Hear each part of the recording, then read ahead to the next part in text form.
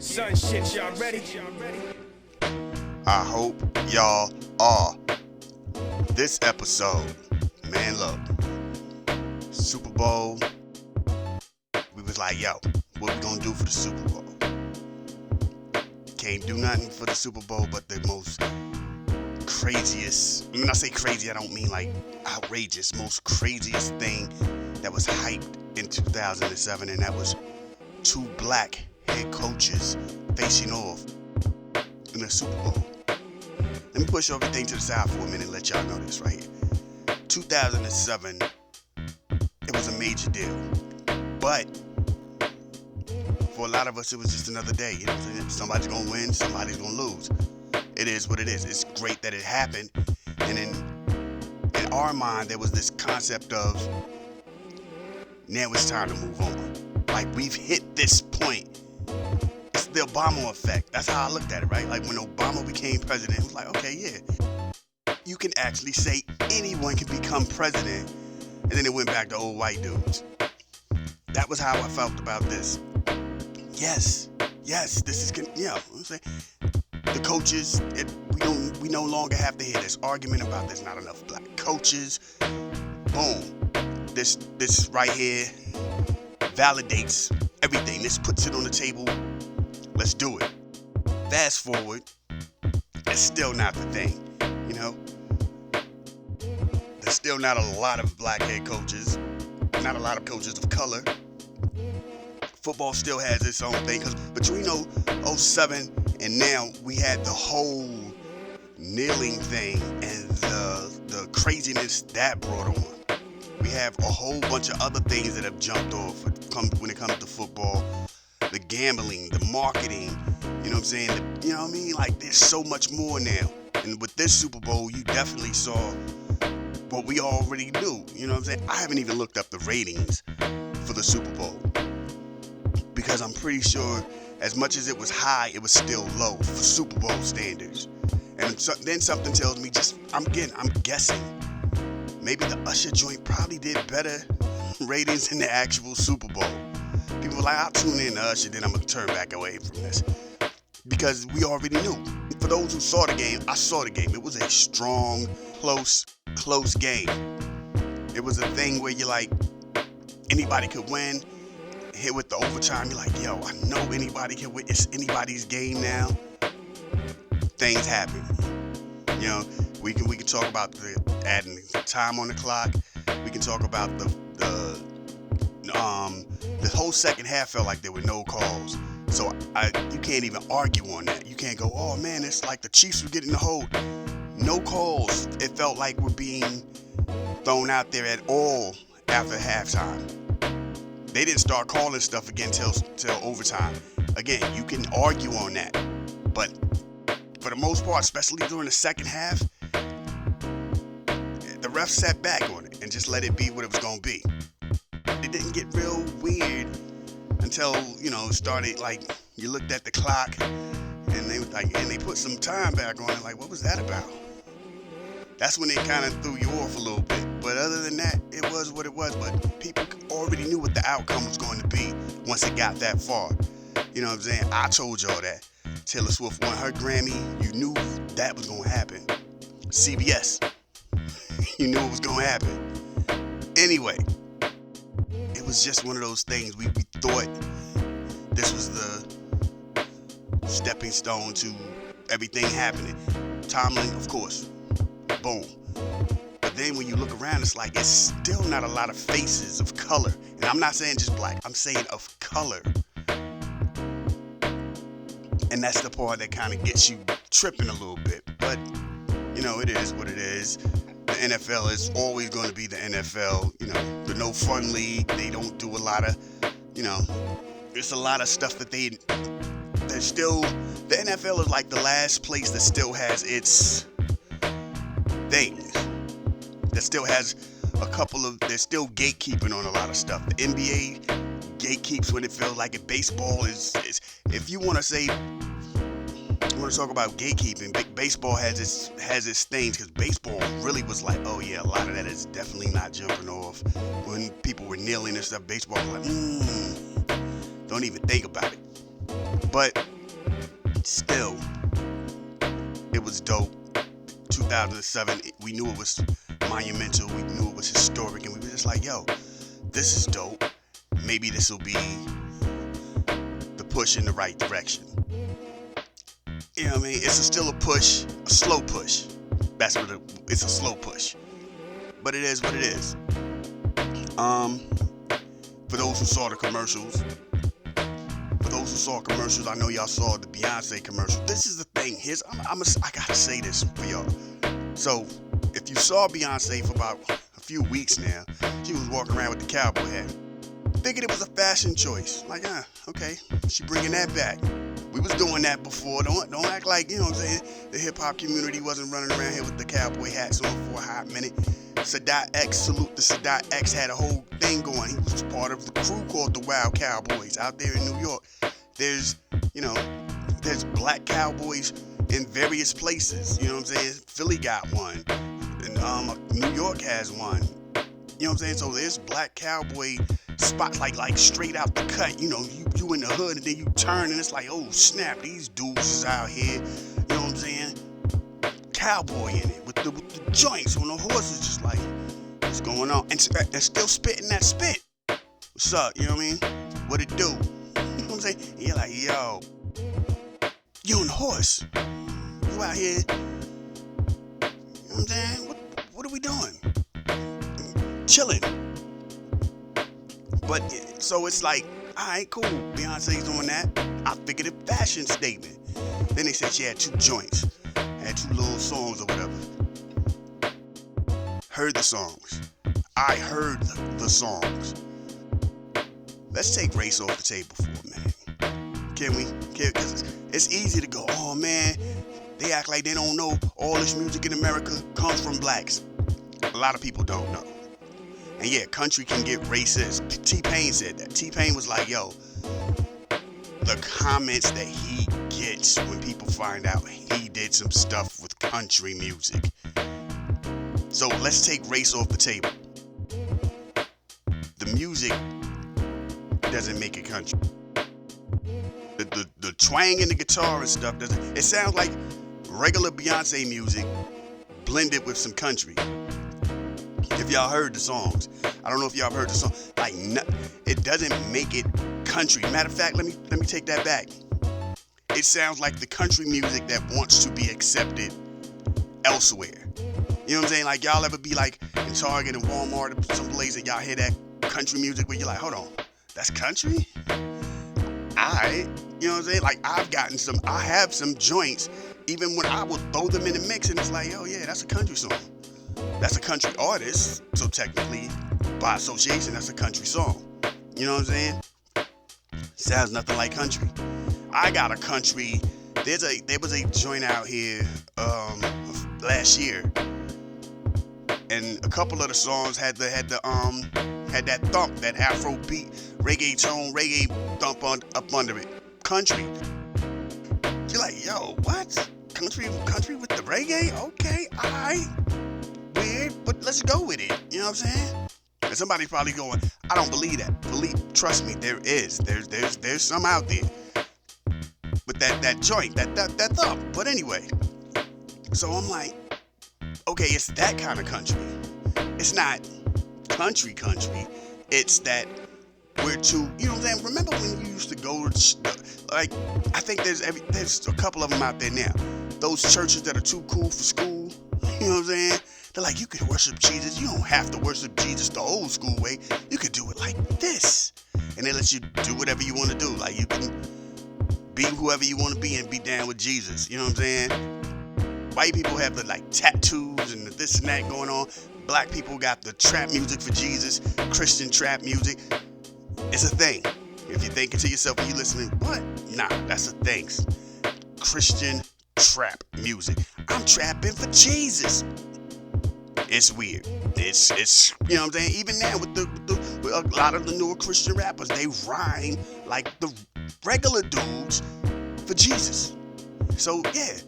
And that's what I'm saying. Like it throws the dynamic of what you would think Christian music is or gospel music is for the white ones who do it.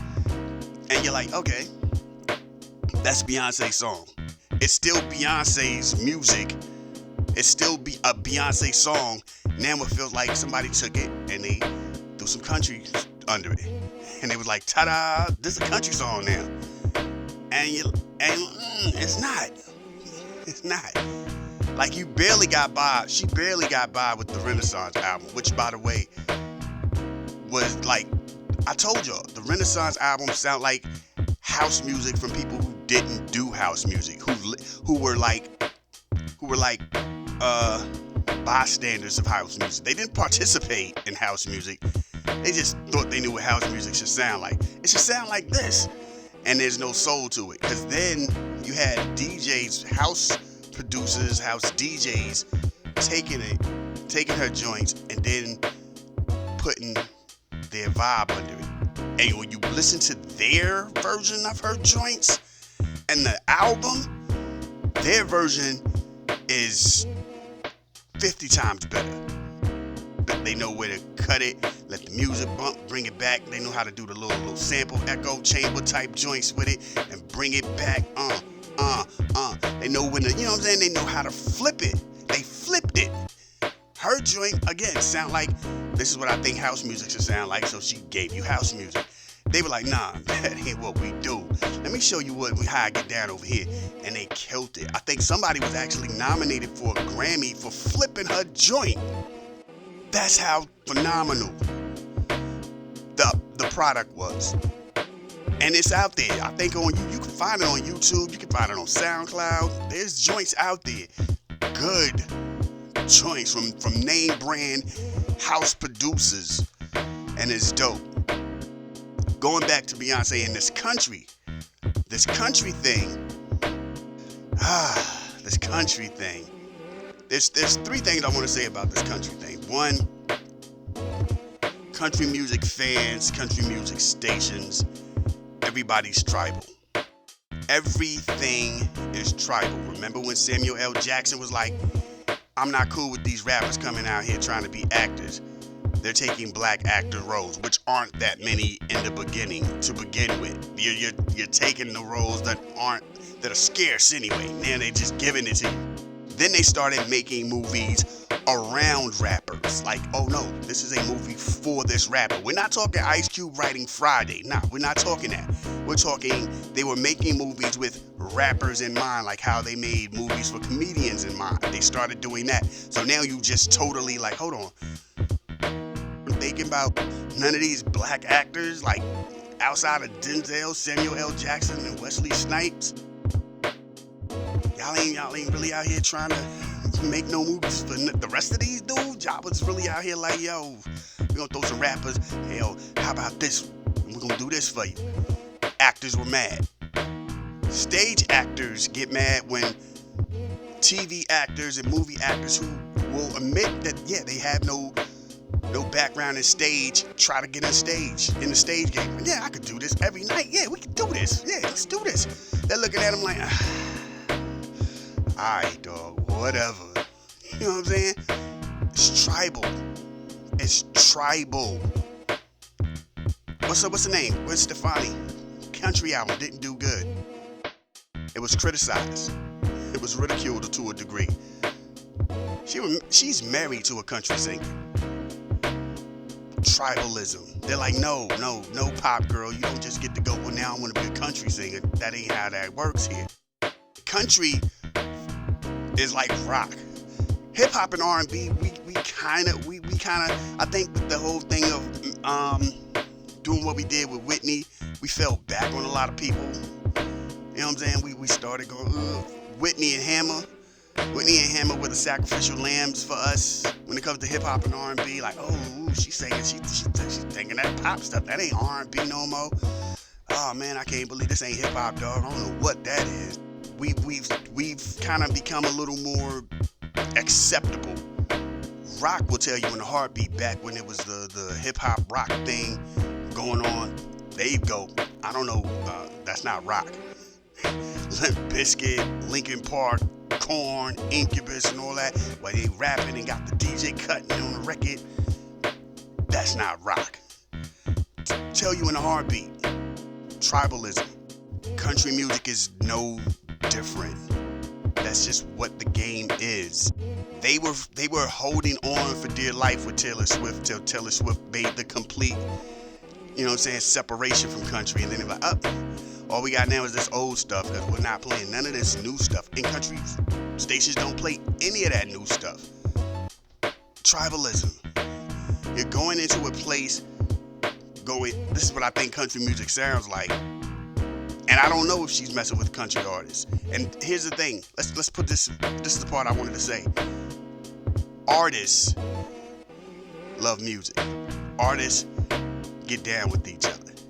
Neo has done some stuff for country artists. T-Pain has done some stuff for country artists. Lionel Richie has done stuff with Kenny Rogers back in the day. One of Barry White's biggest hits, the skeleton, the essence, the bones, the foundation comes from a country singer who was like, I got this, but I don't know where I want to go with this next. Barry White was like, hey man, leave that with me, see what I can do. Hits him back a little later and go, yo, this is what I did with it. What we want was, hey, this sound good to me. Becomes one of Barry White's biggest hits. Go look that joint up. I'm not going to tell y'all the name of the song because then y'all going to be like, what? Nah, we're going to keep that. Go look that joint up. You know what I'm saying? Next week, if in case you didn't know in case y'all don't know what it is, we'll talk about it and bring it up next week. But my point is, country artists, R&B artists, rock artists, they always connect with each other anyway. Brian McKnight and my homeboy with the right back at one joint. 1, 10, 2, 3, and that back to one or whatever. They collabed on that. Country had their version, R&B had their version. They collabed on the song in general. Artists already connect. Artists already do their thing. It's the outsiders in the radio stations that are usually like, but the artists connect. Boom, boom, boom. You know what I'm saying? Plus, music is just music. You listen to Kenny Rogers' earlier stuff when he was out here with his band, because Kenny Rogers was part of a band, a group. Funkiest country music you would ever hear. I mean funky. I'm talking, you could take them breaks and kill it. Like, the joints is soulful and funky. Kenny Rogers. There was a time when people thought Alabama was too pop, and they were willing to write Alabama off as country. Shania Twain got written off as country because she was too pop. Tribalism in the music. Now, going back to what I'm saying with the tribalism in the music, hopefully, if we want to keep it black, there's black country artists out there making good music that until you see them, you didn't even know that those were black people. Some of them is just thumping. You're like, oh, that's anybody. Then you go, oh, well, okay, makes a little more sense. Then there's some joints out there where you're just like, yo, what? That's a black dude. That's a black chick. This joint is alright, yeah, this is official. Hopefully she's working with those artists and looking to not only work with them, but feature them and give them some shine. Not just for country music, but for R&B heads to be like, oh, okay, well, let's check that joint out. That's the thing. You know what I'm saying? Let's go with that. Everybody has tried to dabble in country, it feels like, at some point, right? Kid Rock tried it. Ray Charles tried it. People think it's the easy thing to do, but then country has its own elements. Country is nothing more than white blues without the doubling up. There's a thing to it. There's a nook.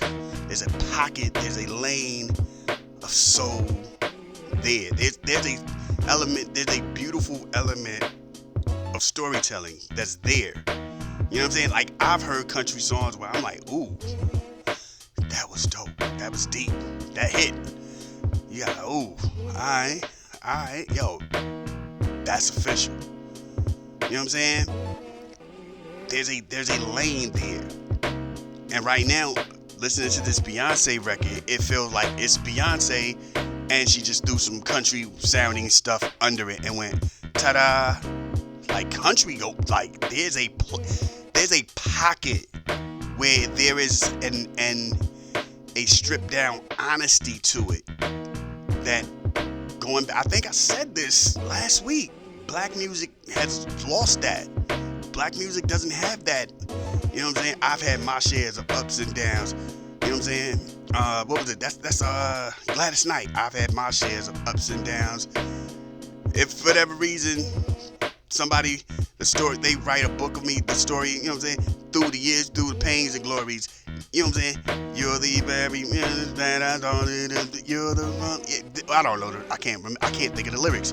But the point is, there's no songs like that. There's no songs like No Pain, No Gain. You know what I'm saying? The honesty. There's a lane of vulnerability that we've lost. You know what I'm saying? And country music still has that. So if you're gonna go out here and make a country music and you don't have no songs where there's that vulnerability, yeah, it's not country music. It's just you making regular music and going, hey, throw something that sounds country under it. We heard that with a bunch of, remember when that reggae sound was the thing pop music wanted to run with, and it was like, yo, this is corny now. This ain't it. This ain't it. This wanna be fake reggaeton, reggae vibe that y'all are coming, Afro beat that y'all are coming with. Stop. Because the soul wasn't there. It was like, had the programming right, but the soul wasn't there. You have to bring the heat when you do country. Let's throw race off the table. You have to bring that heat. You know what I'm saying? Like, trust me, if you have that, all it takes is one song. You have that one song that is like, oh, snap. They gonna play it. All these country stations go, we ain't playing none of that. They gonna play it. They gonna play it because the streets is gonna be like, I don't really mess with it, but this joint, she must have got down with somebody who really know country, because somebody else wrote this for her. Somebody, you know what I'm saying, or she wrote it and they told her how to arrange it and break it down and what to do and how to have a nice little boom, boom, boom. Told her to open her soul, get emotionally invested into this joint right here. Oh yeah, this the one. The rest of this album I can toss to the side, but I'm keeping this piece right here. Let's cop this. Hopefully she turn this to a single. Go out here and this is what you want right here. Hopefully that's what she has. I heard the two songs. And again, this is from somebody who listens to everything. So yeah, I'm judging it as a country song. As a country song, it is doo-doo. As a Beyonce song, it's a Beyonce song. That sounds like it has a country DJ producer in the cut going, and I'm gonna make it sound country under it and call it a day. That's it. It doesn't scream country music. It's still Beyonce being Beyonce. It's not like it's a totally shifted thing where you wake up one day and go, oh snap, who was that? Really? Beyonce? Oh snap, that joint sound dope. That's like country? Hold on, Beyonce do country? Okay, that's what I'm saying. It's not that. You know what I mean? Long way. I basically took the long way to get to my point. The two songs I've heard so far aren't that, where it's just like a crazy misdirect on vibe and energy, and you're like, oh snap, that's Beyonce. That's crazy. That's where I'm coming from. Anyway, we ain't gonna keep y'all too long, man. This is the Super Bowl episode, and like I said, salute to the 49ers for even getting that far and keeping the game close. You know what I'm saying? Close. It was scary. It was scary. Look. Let me tell you, like I said, I don't want to talk about the game, but I will say this right here. They had the staff at CBS scared. The staff in CBS were trying to figure out how they couldn't. It's almost like it was impossible for them to say glowing things about the 49ers, so everything had to be like, what do the Chiefs need to do? What does Patrick Mahomes need to do? What's going on? Are they sick? They refused to give that credit to the 49ers. And once a lot of injuries hit, one significant injury hit, you can see the difference. And that's the thing. If that team gets back to playing them again, it's gonna be a different game. And they keep their pieces. And those players, those important players, don't get hurt. That's a different Super Bowl. If those dudes didn't get hurt Sunday, all the complaining that we love to make, that would have actually came in play. All of a sudden, all the kabuki and the shenanigans would have jumped off, and we'd have been like, oh my God, what in the world? Did these dudes let these dudes have a 4th down 3 times, and they still ain't get it? Oh, don't act like y'all don't remember that game. Don't act like y'all don't remember when that happened. Like, hold on. Y'all let these dudes get a 4th down, what was it, 3rd or 4th down? One of them joints 3 times. Like, nah, what are y'all doing? Like, well, something else happened. Okay, well, something else happened, and then we're going to give them some yards. And y'all going to bring them up a little bit. Oh, snap. Okay, we got to do it one more time. Something else happened with the clock. Okay. All right. Don't act like y'all don't remember that. That's all I'm saying. None of that happened this Super Bowl for the people who chose not to watch. It was a straight game. You know what I'm saying? Salute to the 49ers for just keeping it rocking. Congratulations to the Kansas City Chiefs. All my people out there in Kansas City, because I got people in Kansas City. Salute to them. I got people from Kansas City who now live in other places, and then when they post, they still got their Chiefs stuff on, and it's all about the Chiefs. So salute to them, because I know it feels good. Because look, I told y'all I was out there. They were not winning nothing when I was out there. It was bad when them and the Royals. It was bad when I was out there. Both, I feel like maybe I was the bad luck charm or something. I leave, the Royals won, the Chiefs are winning. I'm like, man, maybe that's what y'all, if y'all really that upset, pay for me to move back out there, and I will make it happen again. Chiefs will go back to the bottom of the barrel once more. You know what I'm saying? They're just my luck, then the Bengals will win. And then they'll be like, yeah, keep that black mother over there, anywhere but in this city, because, dog, you leave and we win the Super Bowl.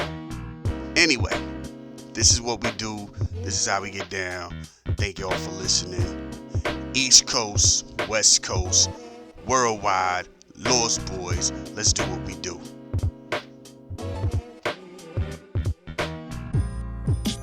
Yes. Saturday. Hashtag set it off Saturday. Legal Crime Radio. You know how we do. Live at the Oasis. Your man Black C's in the place to be. Make this thing go on and on and on and on like Erica or etc. I'm like forever. Woo. Oh, I'm playing. I'm out here zoning. This is what we do.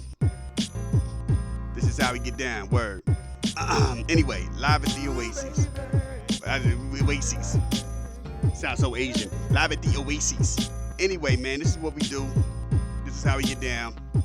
Before I go any further, salute to all this good music we just played. Play some Dilla stuff. It's February. I was slacking a couple of times, but now I'm back on my joint with it. This is Dilla month, so you know how we do. This is my birthday month, so you know how we do. It's going to be a couple of my joints here and there, too. But anyway, man, this is what we do. This is how we get down. Black History Month.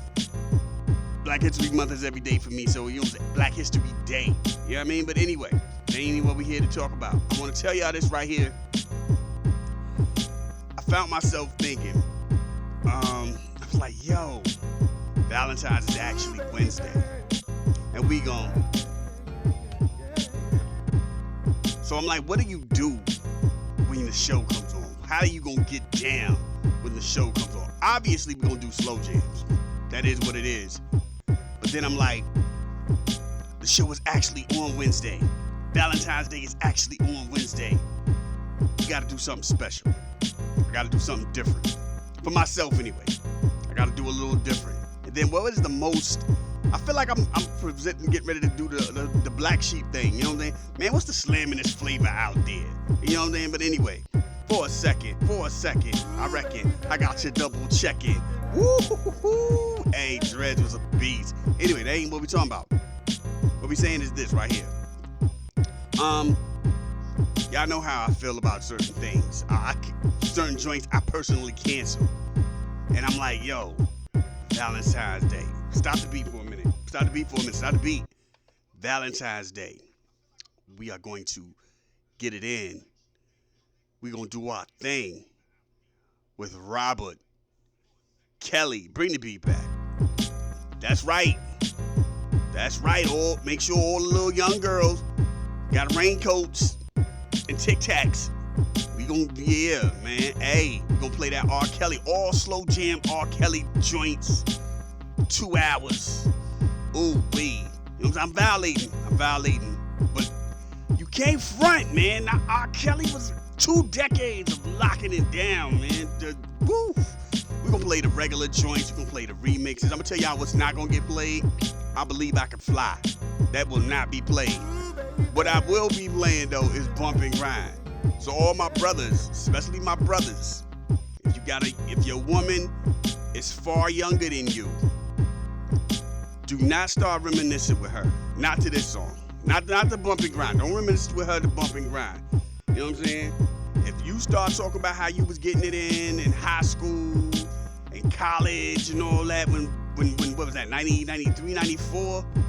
And she like, ooh, I was born in 91. Ooh, I was born in 95. You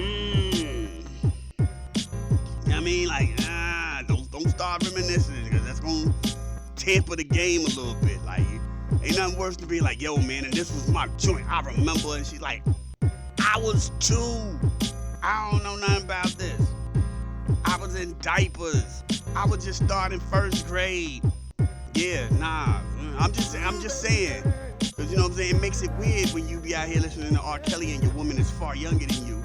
And you know what I'm saying, you start thinking about your old man when this joint came out. And they like, I was in elementary school. I lost my tooth one time playing on the playground. And you're like, Then you gotta start thinking to yourself, we older now. You legal, it's all good. But just saying, especially men. I'm just saying for you, you know what I mean?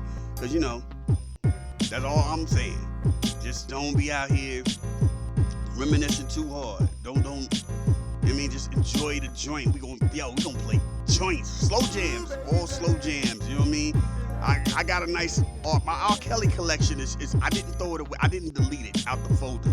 It's still there. So it's gonna be there. The joints that make you wanna do the stuff that make you wanna be like, get away from me, I wanna be alone. The joints that make you wanna call her back, come back. All that.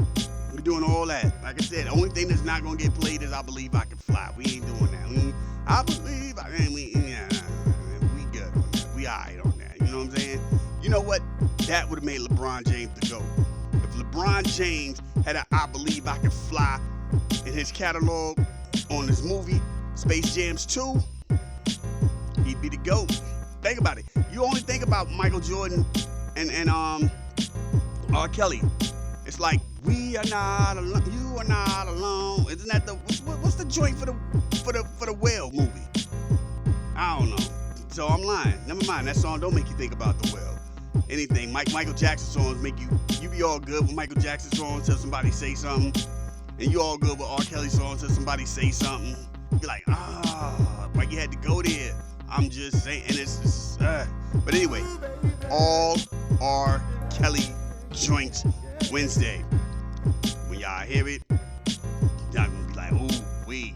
You know what I mean? But anyway, what else we got going on? Oh, we ain't got nothing else. Super Bowl tomorrow. The Taylor Swift Bowl is tomorrow. That's how I'm telling y'all, man. I'm telling y'all. They gonna win, and it's gonna be like a 5-minute interview with her. And she gonna be hugging old boy, and he gonna cheesing. It's gonna be awkward. You know what I mean? I hope that's my sad. I don't care. I don't care who wins or loses, but I really do hope they lose. And then they pan up to her and she's crying and she's like, oh my God, and she's hugging dude's mom and brother like, oh my, I can't believe they lost.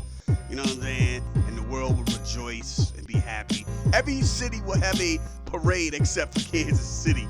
Like, yeah, oh my gosh, you can't have it all. You know what I'm saying? But anyway, this is what we do.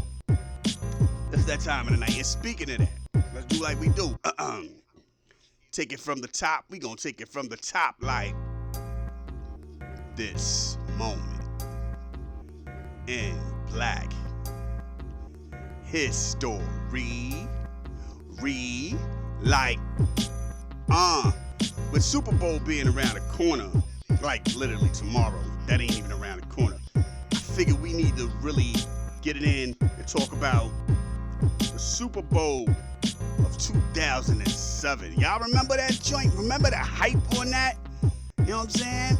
Y'all remember the hype on that? The Chicago Bears, LVIII Smith, and the coach, Tony Dungy. Tony Dungy, first of all, let me tell you.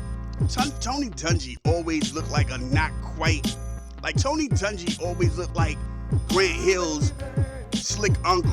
Like Tony Dungy looked like if he wasn't a football coach, he'd be that smooth, light-skinned dude that be just coming through with the cigarette on his lip, saying some outlandish stuff to women, big bone women too. It wouldn't even be skinny bras, it'd be all thick, healthy sized women, just saying some smooth stuff. And will drop ashes wherever he is, and look at you because he light skinned. Just give you that look like you must have not understood, bruh. Light skin, paper bag, put it to the skin. Look at that, I'm lighter than the paper bag. I do what I want to do. Go up in the convenience store and crack open the beer and stand there and drink what he wants to drink. Put the joint back on, no top, and walk off into the Arabs. I see you later. Assalamu alaikum. I'ma do mala. Walk off. Just and they be staring at him like, I can't stand this dude. Type of dude who just give you change out the car. Hey man, do something for me. And you know, go knock on so and so door and see if he home. He there. Hey, tell him I need to holler at him. He owe me some money. You need to holler at you. Then you come back though. Here a little something in your hand. All the change is sticky for no reason. That's what Tony Dungy looked like. Tony Dungy looked like that dude. You know what I'm saying? I'm just saying. Tony Dungy looked like he could be related to Grant Hill, but he's that one uncle that Grant Hill and them don't want to communicate with. Like, hey man, what about Uncle Tony? Nah, don't bring Uncle Tony around. Uncle Tony be out here. Uncle Tony will bring in 2 brides and invite 1 more bride who has no idea how Tony gets down. The 2 brides he brought, they know to get down. The 1 bride he invited by accident when he first, like, cause he was at her house when the conversation went down. She come through like, oh yeah, hey Tony, and the 2 brides was cool with it. And they're like, okay, it's gonna really get popping tonight. But who is this? 2 chicks. Then the whole house furniture getting moved. They won't fight outside in the yard. All the white neighbors is looking like, what in the world is this? I did not know that the light-skinned ones got down like this. I thought it was just the dark-skinned ones. Woo! Keep Susie in the house. She does not need to see any of this. She's already all about Lil Wayne and Drake and them. Stay in the house, Susie. But anyway, let's get what we talking about. Super Bowl 2007. Historic moment. You know what I'm saying? You had LVIII Smith, Uncle Tony Dungy, Chicago Bears, Indianapolis Colts. It was historic. Never had it happened before. Has it happened even since? No, it hasn't happened even since. You know what I'm saying? This was a monumental moment to have this right here. And it was like, yo, the whole world was watching. You know what I'm saying? Like, and it Super Bowl, February. So it was just even more iconic for the thing. And I remember they couldn't stop talking about how significant this was. And it was just a great moment for football. It was supposed to be, look, football's progressive. And then when you look around, it's still like the same 2 to 3 black coaches. And I don't know what, one of them dudes is Italian, a couple of Italians, a Spanishy looking dude. That's it. We ain't really progressed. No black people own anything. No equity in the joint. But that's political. Ain't even my point. My point is, they really was like, yo, the game is about to change. More black head coaches will get jobs. This moment is a trailblazing moment, and it was a very good feeling moment. And the thing is that these 2 brothers knew how significant this was. They knew this wasn't just another, you know what I'm saying, another thing where you got to really try to talk about trying to make sure that your team wins the Super Bowl. The spotlight, the historic moment was on these two dudes, and it was just a great game. You know what I'm saying? Tony Dungy, you know what I'm saying? Tony Dungy won. I'm not gonna say obviously, even though we all knew the Colts were better than the Bears, but you know, whatever. It was just a great look for black people. You know what I'm saying? For black coaches everywhere, especially when you come to like the NFL and you're thinking about like, yo, I'm trying to get into this mix and it feel like they ain't letting me in. Then you look at these two brothers and you're like, yo, who went through multiple teams beforehand? So it was like, yo, these dudes doing their thing. You know what I'm saying? So, yo, salute to that. That's the Black History moment. If y'all know Tony Dungy or you light-skinned and you feel offended because you probably had an uncle who was out here wilding out at the get-downs, my bad.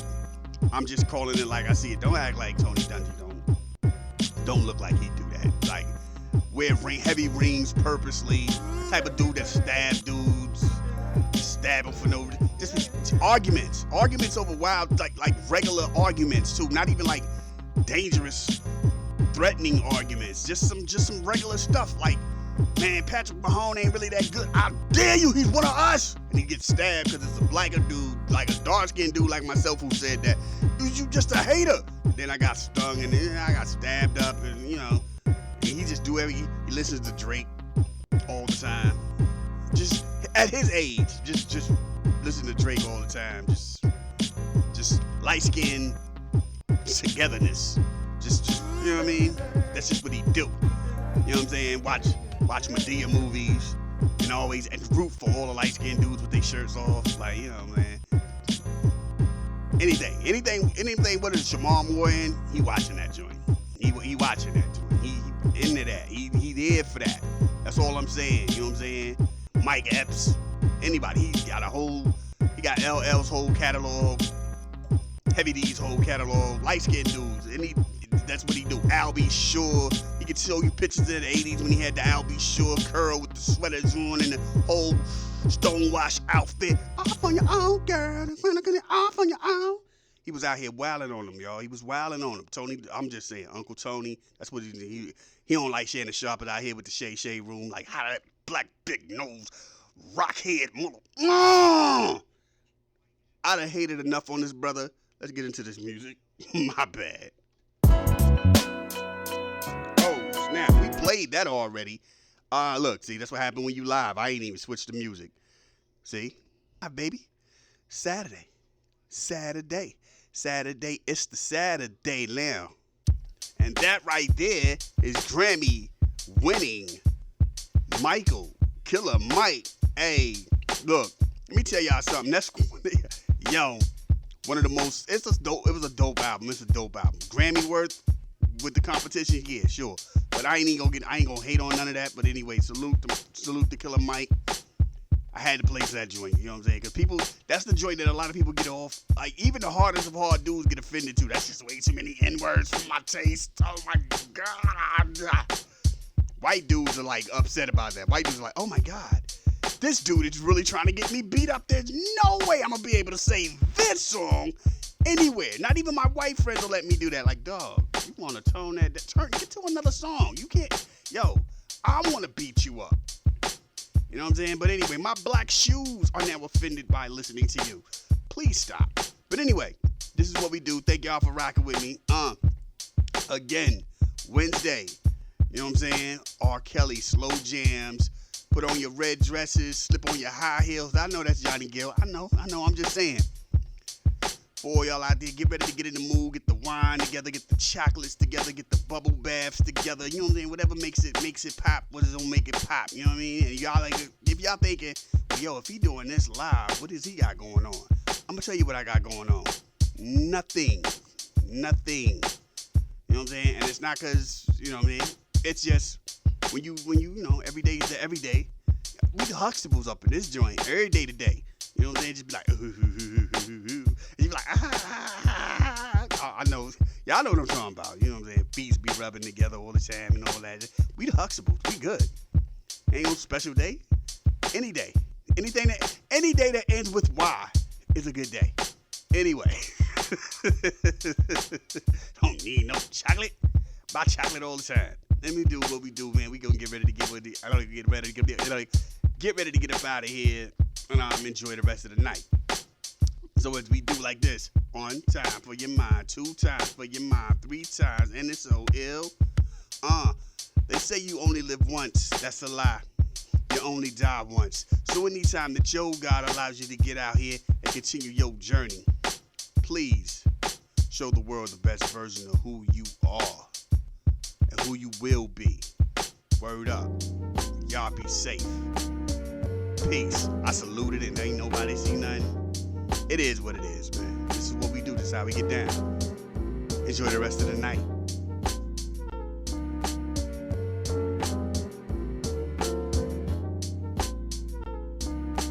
This is a Soul of Art presentation.